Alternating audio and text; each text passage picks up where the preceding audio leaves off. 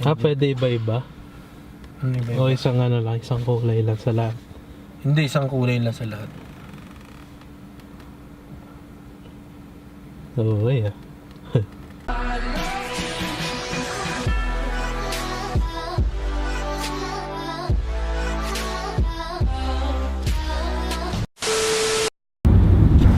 Boom! What is up guys? It's your boy Randall Delphin. Muling nagbabalik. At ngayon kasama ko yung ninong ko. Sasabay lang ako sa kanya magpagupit kasi malapit na umuwi. At magpapasko na. Kaya magpapagupit na ako. Kaya yun. Let's go.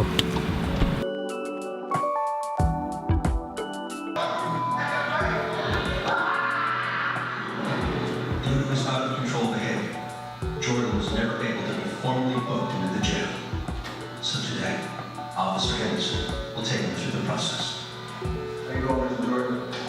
And you bumped up early by taking down the bullet because you can't frame it. You picked over your leg, Jordan stayed for the top like rotation.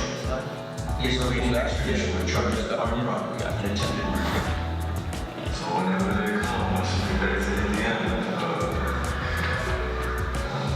that's what I want to worry about. Jordan says that this outburst is still a mystery. In meeting with mental health staff, Jordan insisted he had not taken.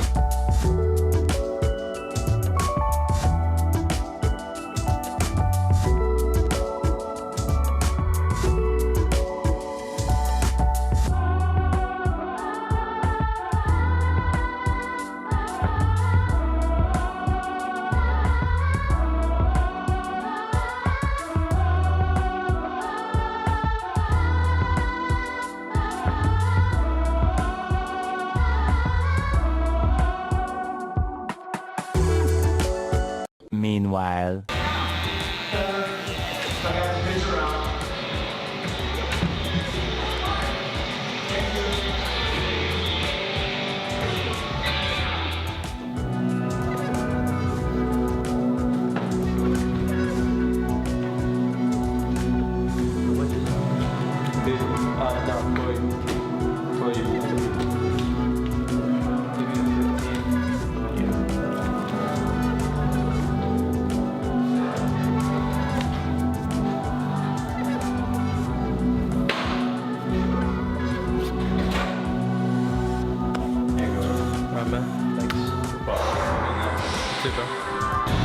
Boom! So yun, tapos na tayo magpagupit. And diretso tayo sa Dairy Queen ngayon para bumili ng ice cream. Medyo mainit kasi ngayon. Natunaw na yung snow, kaya yun. Pakita ko sa inyo mamaya yung chupit ko pag nasa Dairy Queen na. Alright? Anyway,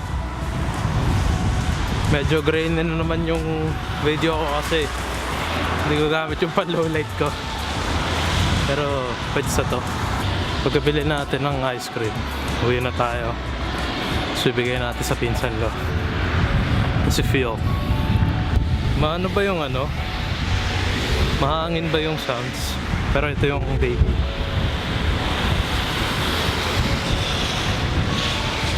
Puta na bahay. First time magpasa ng camera ko. Dito na tayo. Let's go. Mamaya na lang. Peace. One Reese's. Wizard? Sure. What size would you like? Also medium. Medium? Yeah. Alright. That's everything? Yes. 10.33. Debit please. So yun guys, medyo nabasa yung lens natin. Pero okay lang. Bilhin na rin tayo ng ice cream. Pakita ko sa inyo. By the way, yung dake dito ay mga chicken burger. So yun siya, yun yung mga ice cream niya. Tapos meron din parang ano, chicken fingers burger. Parang typical na McDo. Ito tin. Kakaiba yung dake dito compare sa Pilipinas na ice cream lang. Boom, so yun, nakita tayo. Vocals na ulit ako, pawis-pawisan pa. Okay ba siya? So yun, nagpagupit tayo kasi malapit tayo umuwi. At every once in a while lang ako magpagupit. Like, yung uli kong gupit is yung last March pa. Oo, ganun. February or March, ganun. Basta yung nagongong kami ni Chemi. Tapos yun, ever since di ako nagpagupit, kaya humaba ng ganun yung buho ko. 9 months akong di nagpagupit. So, ayun, ganun siya kakahaba pag di mo siya pinagupit. Anyway, tatawag tayo ng taxi kasi uuwi na tayo para mabigay na natin to sa aking baby cousin. Ito siya, pakita ko. Let's do it. Mahuli. Kaya? Ikaw naman, sao. No, you're doing it so fast. Ano lang, slow lang. Sao, suka. Wala pa, mahuli. Yeah! So yun siya, diba? So yun, tatawag na ako ng taxi. At tayo uuwi na ako eh. Nasaan ba ako? Teka lang, hindi ko pala alam kung ano street to. Taito Street. Okay. So hindi pala to Taito Street. Dutch Village pala to. Pakita ko lang sa inyo yung ambience ng lugar. Kasi puro mukha ako na pinapakita ako.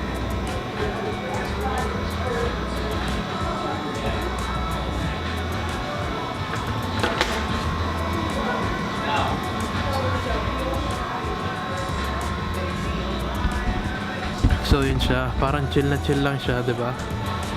Parang ano lang, McDo lang siya na restaurant, na fast food chain.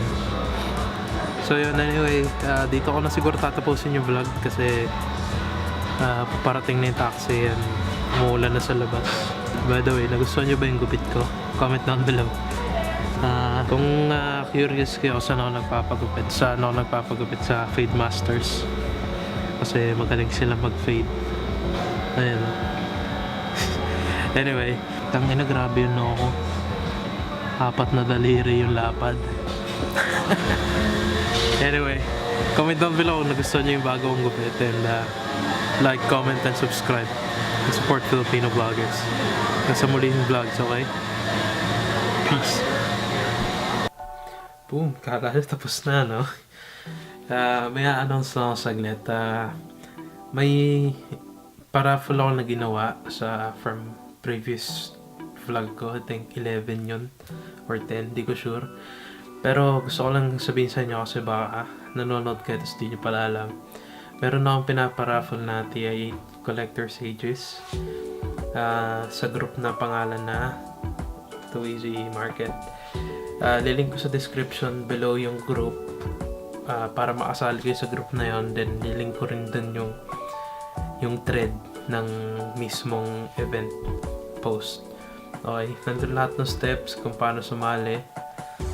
Kaya yun, baka kayo, sinishare ko lang sa inyo kung trip nyo, baka kayo na yung manalo, diba? Pang ano na rin yun, okay rin pamaskong yun. At I believe yung deadline is sa 26.